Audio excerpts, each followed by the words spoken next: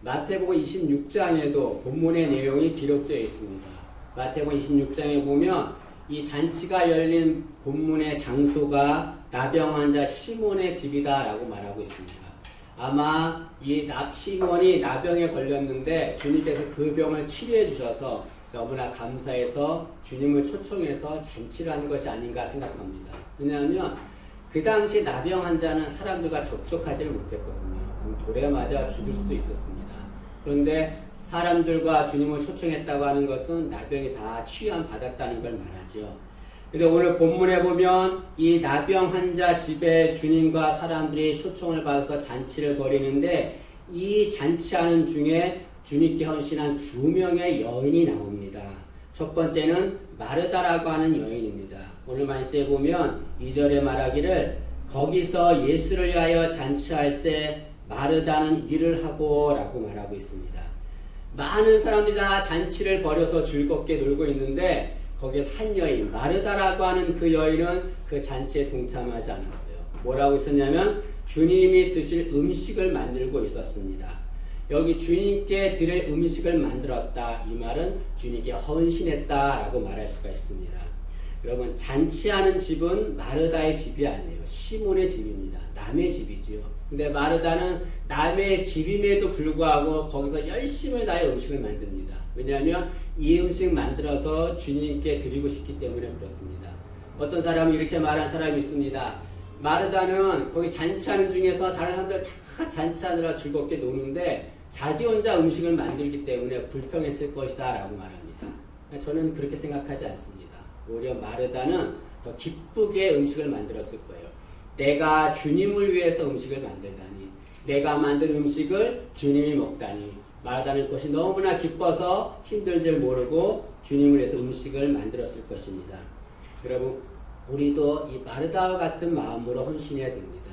아무도 알아주지 않아도 다른 사람들 다 즐겁게 노는데 아무도 알아주지 않는 곳에서 나 혼자 헌신할 때 우리는 실망하거나 좌절할 때가 많습니다. 그러나 오히려 그것을 더 기뻐해야 됩니다. 왜냐하면 아무도 알아주지 않는 그 헌신을 누가 더 귀하게 보십니까? 주님이 더 귀하게 보시기 때문에 그렇죠.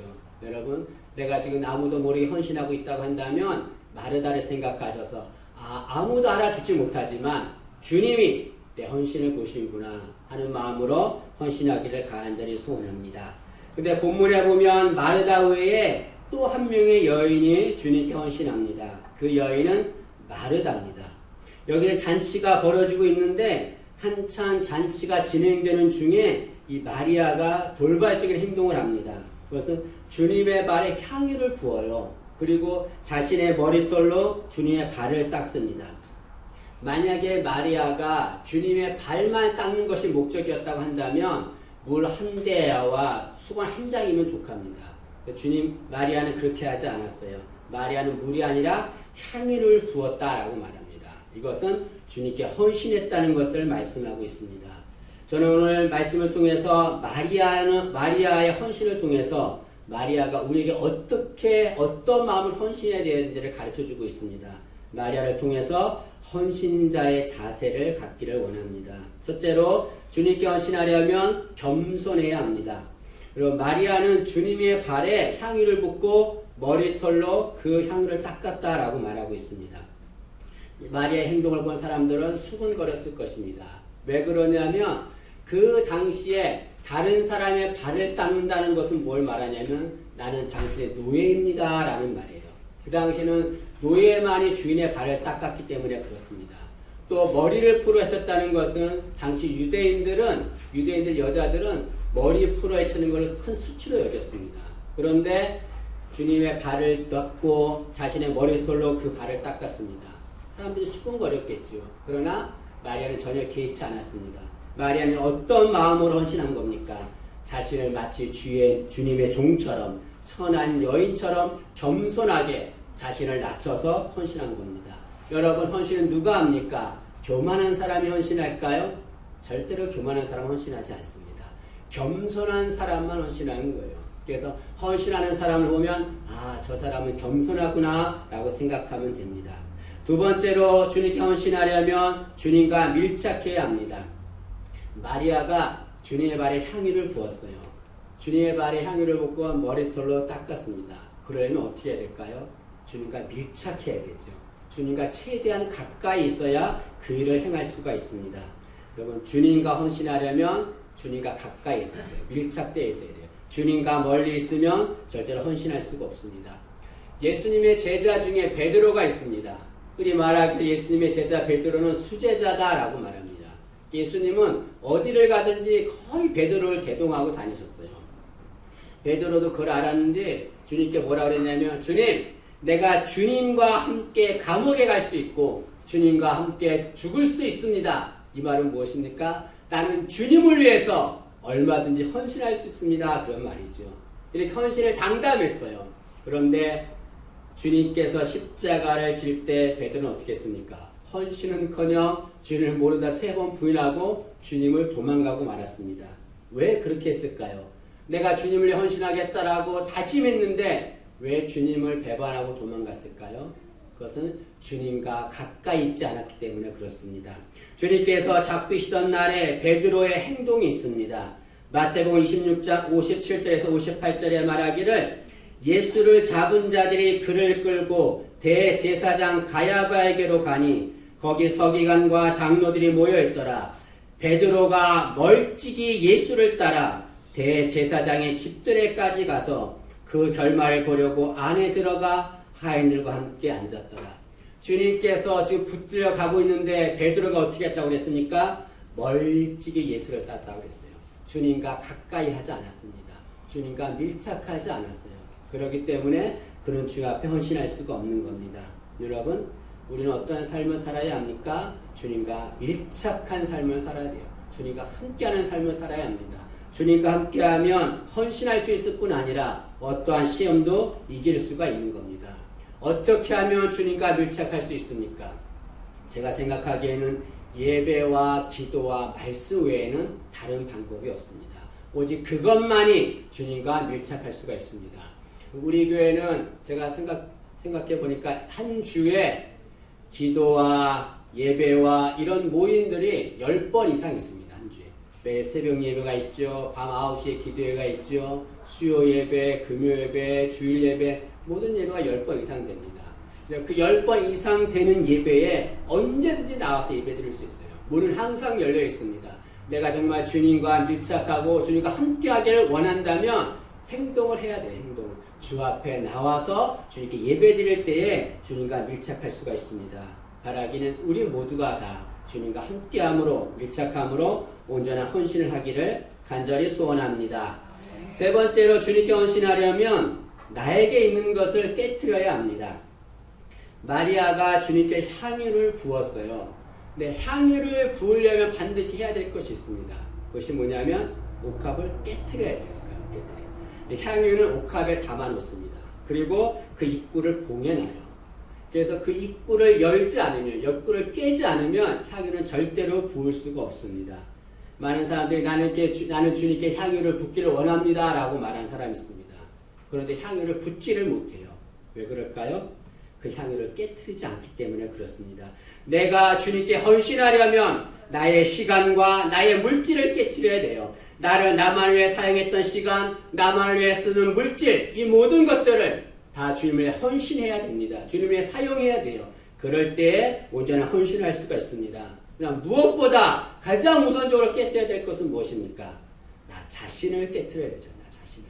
헌신은 누가 할까요? 내가 하는 겁니다. 내가. 때문에 내가 깨트려지지 않으면 절대로 헌신할 수가 없습니다. 이런 예화를 읽은 적이 있습니다. 어느 문제가 많은 교회가 있어요. 그게 어느 목사님께서 부임을 했습니다.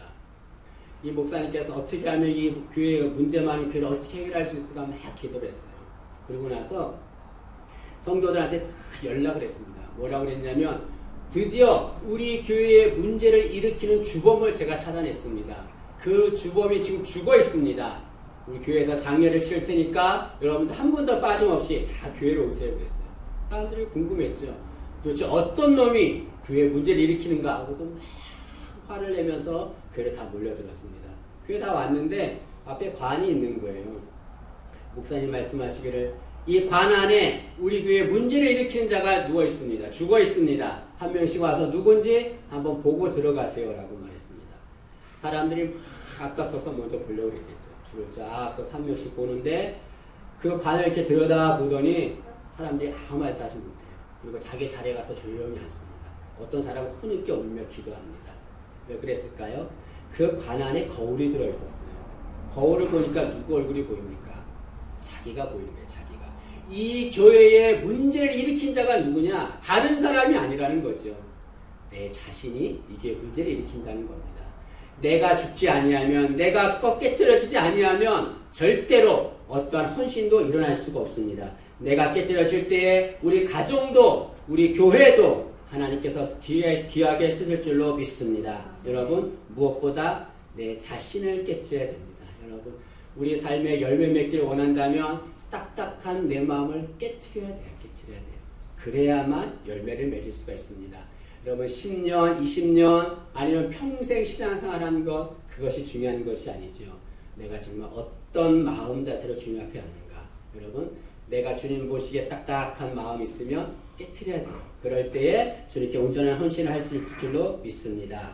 네 번째로 헌신하려면 내게 있는 것을 주님께 드려야 됩니다. 마리아가 주님께 향유를 부었어요. 근데 그 향유는 싸구려의 향유가 아니었습니다. 이 향유는 히말라야 산맥, 그 다음에 인도에서 가장 높은 곳에서 나는 귀한 향나무에서만 추출되는 향유입니다. 그래서 그 당시에 가장 비싼 값에 거래되었던 것이라고 말하고 있습니다. 그래서 5절 말씀에 보면 이 향유값이 얼마라고 나오냐면 300데나리온이다 라고 말하고 있습니다. 300데나리온이면 그 당시에 노동자의 하루 품삯이 한 데나리온입니다. 그러면 한 노동자가 1년에 안식일을 다 빼고 하루도 쉬지 않고 일을 해야 벌 수 있는 돈이 300데나리온입니다. 그 1년 동안 모은 그 돈을 가지고서 산 것이 향유예요. 그런데 마리아는 이 향유를 주님께 부었다라고 말합니다. 여기 부었다라고 하는 것은 아낌없이 한 번에 전부를 부은 것을 말합니다. 마리아는 1년 동안 모은 그 돈을 가지고서 그 향유를 샀지만 주님을 위해서 쓰는 데는 조금도 아까워하지 않았습니다. 다시 말하면 주님께 헌신하는 데는 조금도 아까워하지 않은 거죠. 또한 본문은 그 향유를 순전한 나드다라고 말하고 있습니다. 순전한 나드라는 것은 뭘 말합니까? 불순물이 전혀 없는 것은 없는 가장 깨끗한 것이라는 말이죠. 또한 이 향유의 양은 한 근이 되었다라고 말합니다. 한 근이 얼마입니까? 보통 600g에서 한 400g 정도, 그 정도가 한 근이거든요. 향유가 그 정도의 무게가 나가면 굉장히 많이 나가는 겁니다. 이 여인은 그것을 주님을 위해서 다 헌신한 거지요. 이 얘기를 들으면 이런 질문을 할 수가 있습니다. 그러면 우리도 주님께 헌신하려면 마리아처럼 비싼 향유, 300데나리온 되는 향유 바쳐야 합니까? 내가 1년 동안에 열심히 해서 번 돈 다 주님께 갖다 바쳐야 합니까? 라고 말하는 사람이 있습니다.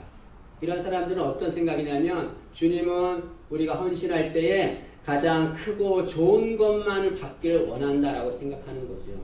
그러나 그것은 오해입니다. 주님이 우리에게 원하시는 헌신은 무엇입니까? 내게 있는 것 중에서 가장 소중한 것을 하나님께 드리는 것, 그 헌신을 원하시는 겁니다.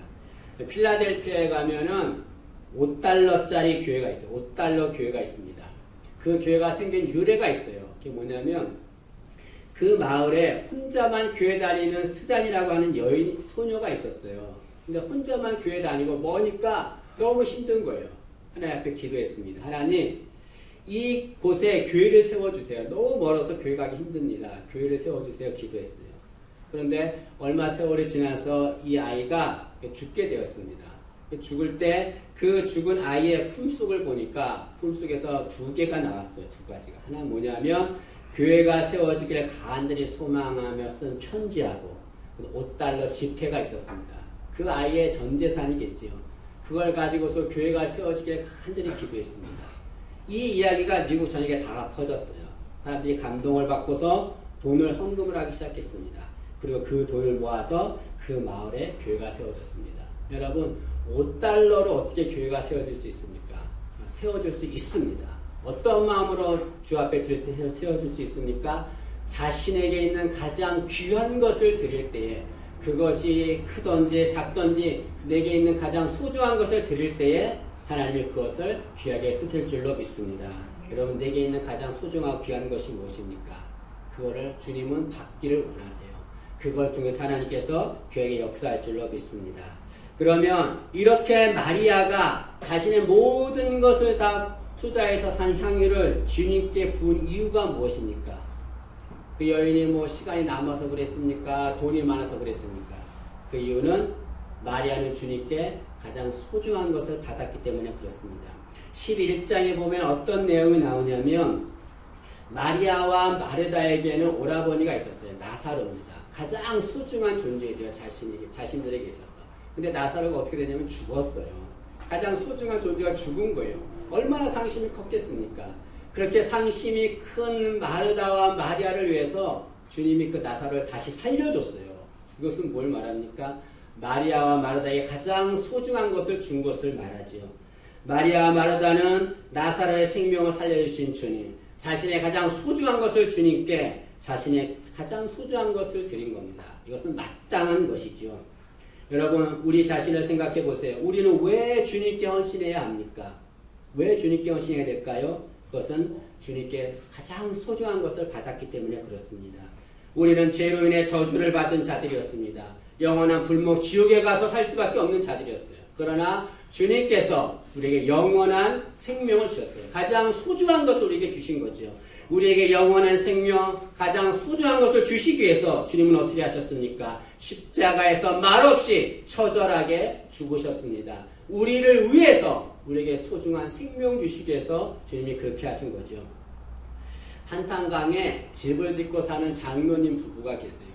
그분은 돈이 많기 때문에 좋은 데 가서도 얼마든지 집 짓고 살 수 있는데 한탄강에 가서 집 짓고 사는 거예요. 한 목사님이 물었습니다. 왜 이런 곳에서 집을 짓고 삽니까? 그 장로님 얘기가 한탄강이 앞에 있는데 자기 아들과 딸이 있는데 한탄강에서 물놀이를 하러 간 거예요. 근데 물살이 세가지고 아이들은 물에 빠져 죽어가는 거예요. 이 장로님이 뛰어들어가서 두 아이를 끌고 나왔는데 두 아이를 양손에 잡고 있으니까 헤엄을 칠 수가 없는 거예요. 헤엄을 칠 수가. 그래서 그 중에서 둘이 다 셋이 살려고 하면 셋이 다 죽고 마는 겁니다. 장로님이 어떻게 생각했냐면 한 손을 놔야 돼요. 한 손을. 그래야 헤엄쳐 밖으로 나올 수가 있습니다. 누구를 놓아야 될까요? 아들을 낳아야 될까요? 딸을 낳아야 될까요? 장로님이 너무나 큰 고통이었겠죠. 딸을 낳았어요. 딸을 놓고서 나왔는데 그 딸이 물에 떠내려가면서 장로님을 똑바로 보면서 그랬대요. 아버지 저를 버리시는군요. 아버지 저를 버리시는군요. 이 장로님이 그 아이의 그 딸의 말을 잊을 수가 없는 겁니다. 자신의 눈을 보면서 아버지 저를 버리시는군요. 저를 버리시는군요. 그 아들을 살았지만 그 장로님은 그 딸에 대한 미안함 때문에 다른 곳에 가지 못하는 거예요. 평생 속죄하는 마음으로 그 한 땅에서 집을 짓고 살고 있습니다. 여러분, 하나님께서 우리를 살리기 위해서 당신의 아들을 죽이셨어요. 그리고 우리를 살려주었습니다. 여러분, 우리에게 소중한 것을 주시기 위해서 주님께서 그렇게 하셨습니다. 우리는 주님께 소중한 것을 받은 자입니다. 그렇기 때문에 우리는 마땅히 주님께 헌신해야 됩니다. 오늘 1절 말씀에 보면 주님께서 이 잔치에 참여했는데 잔치가 열린 시점이 어디입니까? 1절에 보니까 6월절 엿새 전이다 라고 말하고 있습니다. 6월절 엿새 전이라는 것은 뭘 말합니까? 주님은 6월절에 돌아가셨어요. 다시 말하면 6월절 엿새전은 주님이 죽으시기 엿새전을 말합니다. 주님은 당신께서 엿새 후면 죽으실 것을 알았어요. 그것을 알면서도 지금 이 시몬이 베푼 잔치에 참여했습니다. 왜 그렇게 하셨을까요? 주님께서 제 생각에 아마도 이 잔치에 참여함으로 인해서 우리에게 알려주고 싶은 것이 있기 때문에 그렇습니다. 그것이 무엇입니까? 이 나병 환자 같은 시몬을 주님께서 살려주셨듯이 나병 환자같이 죄로 얼룩진 죄에 죽은 우리들을 주님이 살려주시고자 하는 그 마음이 있음을 우리에게 알려주시기 위해서 내가 나병 환자처럼 죽은 너희들을 살려줄 것이다. 그것을 알려주기 위해서 주님께서 이 잔치 자리에 참여한 줄로 믿습니다. 주님께 영원한 생명, 소중한 것을 우리는 받았습니다. 그 영원한 생명, 소중한 것을 받은 우리가 마땅히 해야 될 것은 무엇입니까? 주님께 헌신해야 되는 거죠. 어떤 사람이 이렇게 말한 사람이 있습니다. 주님께 헌신하고 싶은데 헌신할 마음이 생기지 않아요. 어떤 사람은 주님께 헌신하는 것이 너무나 부담스럽습니다. 그래서 그것이 너무나 부담스러워서 교회를 떠나는 사람도 있어요. 신앙을 포기하는 사람도 있습니다. 그러나 정말 우리가 주님께 헌신할 수 있는 방법이 있어요. 헌신할 마음이 생기게 하는 방법이 있습니다. 그것은 주님께서 나에게 영원한 생명을 주시기 위해서 어떻게 하셨는가를 생각해야 합니다. 여러분. 내가 영원한 생명 얻은 거, 구원받은 거 그냥 얻은 거 아닙니다. 그 생명을 얻기 위해서 주님께서 행하신 것이 있어요. 그것을 생각하면 주님께 온전히 헌신할 수 있을 줄로 믿습니다. 이 마리아의 헌신은 칭찬받아도 마땅한 것입니다. 그런데 오늘 본문에 보면 이 주님께 헌신한 향유를 부은 마리아의 행위를 비난한 자가 나와요. 그게 누구냐면 가룟 유다예요. 가룟 유다가 뭐라고 말하냐면 5절 말씀에 이렇게 말합니다. 이 향유를 어찌하여 300데나리온에 팔아 가난한 자들에게 주지 아니하였느냐라고 말합니다. 그리고 가룟 유다 말이 틀릴까요? 맞을까요? 맞지요. 이 300데나리온 돈을 가지고서 가난한 사람들이 있는데 그 사람들에서 쓰는 것이 더 마땅하지 않냐? 가룟 유다의 말은 타당하게 여겨집니다. 그러나 그 말은 타당하지만 가룟 유다가 어떤 마음을 가지고서 그 말을 했는가가 중요합니다. 6절 말씀해 보기를 이렇게 말하면 가난한 자들을 생각함이 아니요 그는 도둑이라 돈계를 맞고 거기 넣는 것을 훔쳐가미러라. 가룟 유다는 가난한 자들을 생각해서 한 말이 아닙니다. 왜냐하면 그 돈이 탐이 났기 때문에 그런 거예요. 그 300데나리온 있으면 자신이 돈을 맡고 있으니까 자신이 그 돈을 마음대로 쓸 수 있는 거 아니겠어요? 그래서 오히려 그 마리아에게 비난하는 겁니다. 근데 여러분 가룟 유다를 생각해 보세요. 가룟 유다도 주님께 마땅히 헌신해야 되는 자였습니다. 그는 누굽니까? 주님의 제자예요. 주님의 제자. 이 세상에 있을 때에 누가 주님의 제자입니까? 딱 12명밖에 없어요. 12명. 그 중에 한 명이 가룟 유다입니다. 그는 주님의 은혜로 주님의 제자가 된 자예요. 그러면 그 은혜에 감사해서 더욱더 열심을 다해 누구보다 주님께 헌신함이 마땅한 자였습니다. 그러나 그는 주님께 헌신하지 않았어요. 뒤에 보면은 가룟 유다는 이 사건이 일어난 직후에 은 30냥에 주님을 팔아버리고 맙니다. 가룟 유다는 돈에 욕심이 생겼겠죠. 그래서 생각하기를 그 예수를 팔면 돈이 생기니까 그 돈 가지면 나는 부자가 되겠거니 잘 살겠거니 생각했겠지요. 가룟 유다의 결말은 어떻게 됐습니까? 그는 자살하여 죽고 마는 겁니다. 사도행전에 보니까 가룟 유다는 제봇으로 갔다라고 말해요. 그것은 지옥을 말하는 겁니다. 여러분, 주님께 마땅히 헌신해야 됨에도 불구하고 오히려 헌신한 자를 비난하는 자, 자기도 주 앞에 가지 못하고 다른 사람도 주 앞에 가지 못하게 하는 자, 그런 자들은 주님의 책망이 있는 거죠. 여러분, 신앙인 중에도 헌신하는 것을 비난하는 자들이 있습니다. 예를 들어서 나가 전도할 때에 전도하는 것을 비난해요. 불신자들이 비난하는 것이 이해가 돼요. 그런데 여러분 믿는 자가 비난해요. 믿는 자가. 어떻게 믿는 자들이 비난합니까? 여러분. 그러나 우리가 주 앞에 헌신할 때에 헌신하는 것을 비난해도 절대 흔들려서는 안 됩니다. 굳건하게 오늘 주 앞에 헌신하기를 간절히 소원합니다. 이렇게 주님 앞에 헌신하면 어떤 일이 생깁니까? 주님의 귀한 복을 받는 거죠. 왜냐하면 이 주님께 헌신하면 어떤 복을 받냐면 주님이 감동하신다라고 말씀하고 있습니다. 여러분 세상 사람들은 사람들을 감동시키게 노력합니다. 우리가 감동시켜야 될 분은 누굽니까? 그건 주님이지요. 주님은 창조주 하나님이십니다. 그런 분이 나로 인해 감동을 받는다는 것은 영광스러운 일이지요. 그 주님을 감동시키는 방법은 헌신하면 되는 겁니다.